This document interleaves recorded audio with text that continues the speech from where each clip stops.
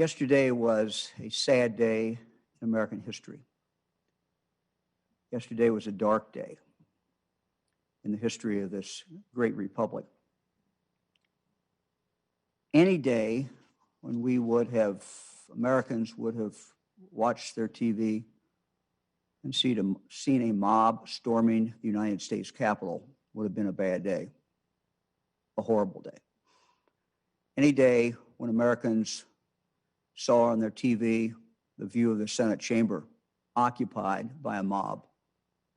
Any day when they would have seen on their screen a mob storming into the Capitol, through the rotunda, into the Senate chamber, into the House chamber, and occupying it, would have been a horrible, horrible day.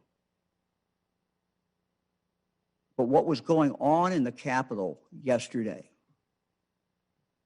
when the mob did that, makes it a direct attack on the Constitution, on everything that we hold dear. For what was going on at that moment, that very moment, was the process of counting the votes of the President of the United States. A solemn process, a process prescribed by law and carried out with great dignity every 4 years. That fact made this a horribly tragic day.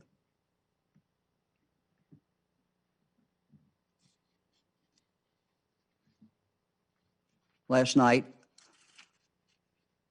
as I'm sure most Americans were doing, Fran and I were focused on our TV screen, watching the images of the Capitol, really in disbelief and in shock. We tried to comprehend what was going on, tried to make some sense of it. And we saw mid-evening an interview with constitutional scholar Jonathan Turley. Turley said something that Fran and I thought was very, very apt, very correct, and something that we all need to think about. And I'll quote, "What we're seeing is chilling for us because it shows a crisis of faith." That is what the Constitution is. It's a leap of faith that we all take together. The people who scaled the walls have lost their faith. And the question for our country is, how much of America is now faithless? Faith in our Constitution, faith in the rule of law. That faith has gotten us through a lot of tough times.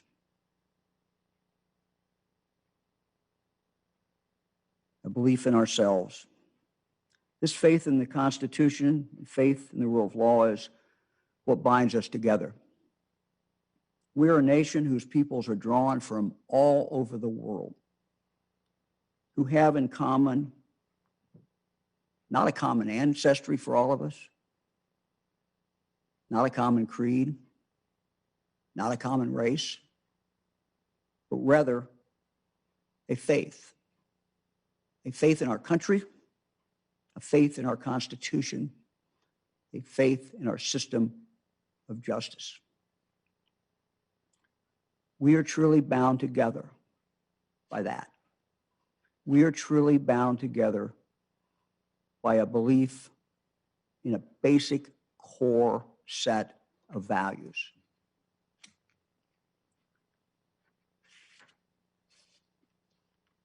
The first presidential race that I focused on as a child was in 1960. Richard Nixon, John Kennedy. When Kennedy won, many Republicans urged him, urged Nixon to contest the election, to fight it out, to go to court, believing that the election had been stolen from him by the Democrat political machine in Chicago. Nixon said no. It would divide the country. I won't do it. In January then of 1961, it was his obligation to preside over the United States Senate as the vice president. And it was his obligation, which he fulfilled, in declaring that John F. Kennedy was elected president of the United States. Years later, as a member of the United States Congress, first in the House, then in the Senate, I was honored to be in the chamber when the houses met and the counting of the ballots occurred. I brought my children, Fran and my children, to see it on more than one occasion every 4 years. I did that because I wanted them to see our system, our great Constitution being played out, the terms of that Constitution being accepted by winners and losers. In 2001, we watched as Vice President Al Gore, as Vice President, after an election that had gone all the way to the United States Supreme Court, declared George W. Bush to be President of the United States. Now, I imagine that to this day, Gore and many other Americans still believe that he won. Yet, peaceful transfer of power took place nonetheless. Theodore White, in his landmark book, The Making of the President in 1960, described America's success in transferring power peacefully this way. Heroes and philosophers, brave men and vile, have since Rome and Athens tried to make this particular manner of transfer of power work effectively. No people have succeeded at it better or over a longer period of time than the Americans. Early this morning, Vice President Pence, senators, House members once again carried out their solemn duty and made the system work, in spite of what had occurred earlier in the day, when thugs stormed our Capitol building, desecrating and defiling not only the structure itself, but the ideals that bind us together as Americans. They made it work. They did their job. What happened yesterday was devastating. It was despicable. But in spite of the violent attempts to stop our democratic process, to stop an election, what happened last night when our Vice President and Congress returned to the Capitol was a sign of great strength and unity and hope. The system worked. The Constitution held. Congress and the Vice President were not deterred in carrying out their constitutional responsibility. They were not deterred in carrying out the will of the people. And they were not stopped from doing what was right. I thank them for doing their job amidst chaos, violence, and danger to themselves, and certifying the results of the election of our next president and vice president. I want to thank the Vice President for his statement earlier in the day that he would follow the Constitution, he would follow the laws as laid out. I want to thank Leader Mitch McConnell. What he had described as the most important vote of his career. I served with him, and he is an honorable man. His speech was an honorable speech. No one cares more about the Constitution than Mitch McConnell. But I thank all the members who were there. President Trump's continued refusal to accept the election results without producing credible evidence of a rigged election has started a fire that has threatened to burn down our democracy. This incendiary speech yesterday, when he gave preceding the march that he gave to the protesters, served only to fan those flames, encouraging the mob behavior that ensued.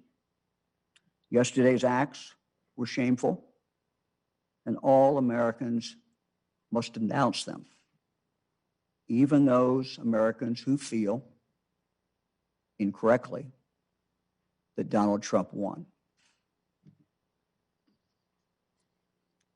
And so, as has been with every single presidential election in American history, it is time to accept the election results, to accept the will of the people, so we may begin to move forward and we may begin to heal. We need to come together as a people. We need to work together. We must always remember what President Lincoln once said: we're not enemies, but friends. We must not be enemies. Though passion may have strained, we must not break our bonds of affection. Because our shared bonds as Americans will always be stronger than our differences. What binds us together is so much more than what tears us apart. We must remind ourselves that we are resilient people. We are a strong people. And we are a people who unite in the toughest of times. Right now, we're facing some tough times. Not just about this election. We have other challenges. We're fighting a common enemy across all 50 states and right here in Ohio, and that's the coronavirus. We have challenges in making sure every child in this state and in this country receives a good education. We have poverty to deal with. We have so many other problems where there really are not partisan differences. We have to remember what binds us together. Remember that we're not the enemies of each other. We have enemies out there. These are things that we must do. We must fight the COVID. We must pull together. We must educate our kids. With renewed faith, we can tackle these challenges together, and we can move forward. United States Senate Chaplain Barry Black, and the prayer he delivered early this morning as our U.S. Senate closed its session following the certification of the votes, should inspire us to do just that, and offers the words that we need to begin to heal. Here is a portion of his prayer. Lord, you have helped us remember that we need to see in each other a common humanity that reflects your image. You have strengthened our resolve to protect and defend the Constitution of the United States against all enemies, domestic as well as foreign. Use us to bring healing and unity to our hurting and divided nation and world. Thank you for what you have blessed. Thank you for what you have blessed our lawmakers to accomplish in spite of threats to liberty. Bless and keep us. Drive far from us all wrong desires, incline our hearts to do your will, and guide our feet on the path of peace. And may God bless America.